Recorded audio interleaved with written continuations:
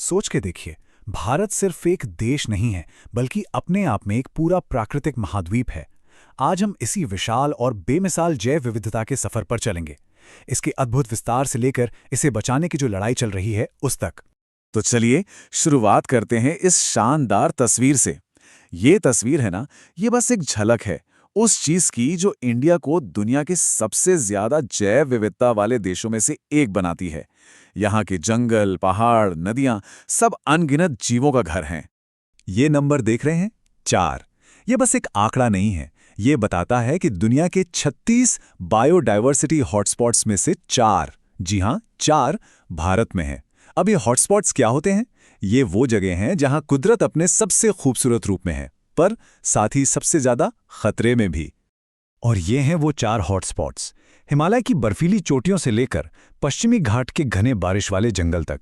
ये ऐसी जगह हैं जिनकी सुरक्षा पर सिर्फ भारत का नहीं, बल्कि पूरी दुनिया का भविष्य टिका है। तो सवाल ये उठता है कि इतनी बड़ी और इतनी अलग अलग तरह की प्राकृतिक विविधता को वैज्ञानिक आखिर समझते कैसे हैं? इसका जवाब मिलता है भारत के जीव भौगोलिक यानी बायोजियोग्राफिक नक्शे में। बिल्कुल आसान भाषा में समझें तो ये प्रकृति को समझने का एक साइंटिफिक फ्रेमवर्क है।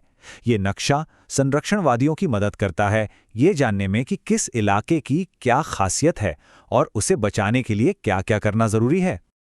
और अब देखिए, ये हैं भारत के वो 10 अलग-अलग जीव भौगोलिक क्षेत्र। जरा इसके स्केल को देखिए। मतलब एक तरफ तो लद्दाख का ठंडा रेगिस्तान है जहां स्नो लेपर्ड मिलते हैं, और दूसरी तरफ पश्चिमी घाट के हमेशा हरे भरे रहने वाले जंगल, जहां ऐसी प्रजातियां मिलती हैं जो दुनिया में और कहीं नहीं है। यही तो है भारत की असली दौलत। जरा इन 2 तस्वीरों को देखिए। इससे बेहतर उदाहरण क्या होगा इस विविधता का? एक तरफ हिमालय की बर्फीली शांति और दूसरी तरफ वेटलैंड्स में चहचहाता हुआ जीवन। सच में यकीन करना मुश्किल है कि ये दोनों तस्वीरें एक ही देश की हैं। लेकिन कुदरत का ये स्वर्ग अब खतरे में है।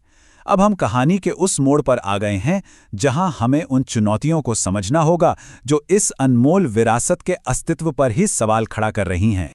और ये चुनौती पता किसी एक तरफ से नहीं आ रही। जंगल कट रहे हैं तो जानवरों के घर छिन रहे हैं, अवैध शिकार हो रहा है, वन्य जीवों का व्यापार हो रहा है, ऊपर से क्लाइमेट चेंज जो पूरे के पूरे इकोसिस्टम का संतुलन बिगाड़ रहा है। ये तो एक लंबी लिस्ट है समस्याओं की। ये लाइन इस समस्या की जड़ को सीधे सीधे सामने रखती है। जब जंगल छोटे होते जाते हैं तो जानवर और इंसान आमने सामने आते हैं, और बस वहीं से शुरू होता है वो संघर्ष जिसके बारे में हम अक्सर खबरों में सुनते हैं। पर इन सब खतरों के बीच एक उम्मीद की कहानी भी है, संरक्षण की कहानी। हाँ, ये थोड़ी जटिल कहानी है, इसमें सफलता भी हैं और चुनौतियां भी। तो चलिए देखते हैं भारत अपनी इस प्राकृतिक विरासत को बचाने के लिए पिछले कुछ दशकों से क्या-क्या करता आ रहा है। और भारत की ये कोशिशें कोई नई नहीं है।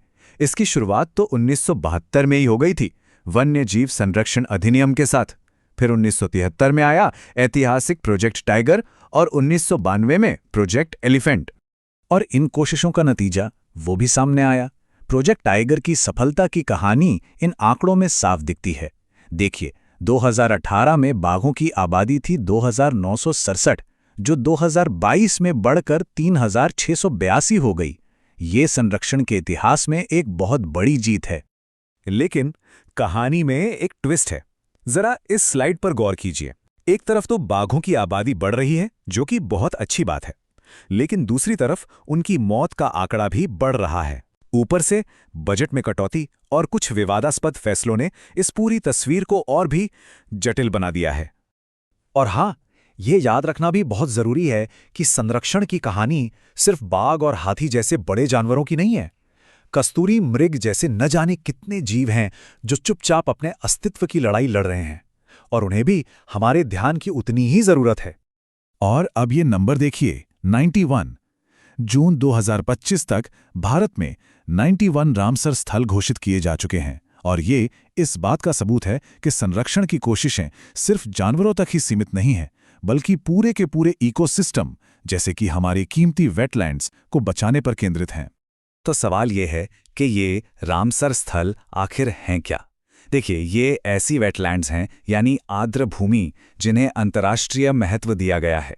ये न सिर्फ हजारों प्रजातियों को घर देती हैं, बल्कि हमारे पानी को साफ करने और बाढ़ को नियंत्रित करने जैसे जरूरी काम भी करती हैं। एक तरह से ये प्रकृति की किडनी हैं। तो इतनी सफलताओं और चुनौतियों के बीच आगे का रास्ता कैसा दिखता है? भारत की इस अनमोल प्राकृतिक विरासत को आने वाली पीढ़ियों के लिए आखिर बचाया कैसे जा सकता है? विशेषज्ञ 3 जरूरी कदमों की तरफ इशारा करते हैं। पहला, संरक्षण परियोजनाओं के लिए पारदर्शी और पर्याप्त फंड मिले। दूसरा, कानून सिर्फ बने नहीं, जमीनी स्तर पर सख्ती से लागू भी हों। और तीसरा, समय पर सही डेटा इकट्ठा किया जाए ताकि असरदार रणनीतियां बनाई जा सकें। भविष्य इन्हीं कदमों पर टिका है। और आखिर में हम इस एक बड़े सवाल के साथ रुकते हैं। एक तरफ देश के विकास की जरूरतें हैं और दूसरी तरफ प्रकृति को बचाने की जिम्मेदारी। इन दोनों के बीच संतुलन बनाते हुए भारत अपनी इस अनमोल विरासत को आने वाले कल के लिए कैसे सुरक्षित रख सकता है? ये एक ऐसा सवाल है जिसका जवाब हम सबको मिलकर ढूंढना होगा।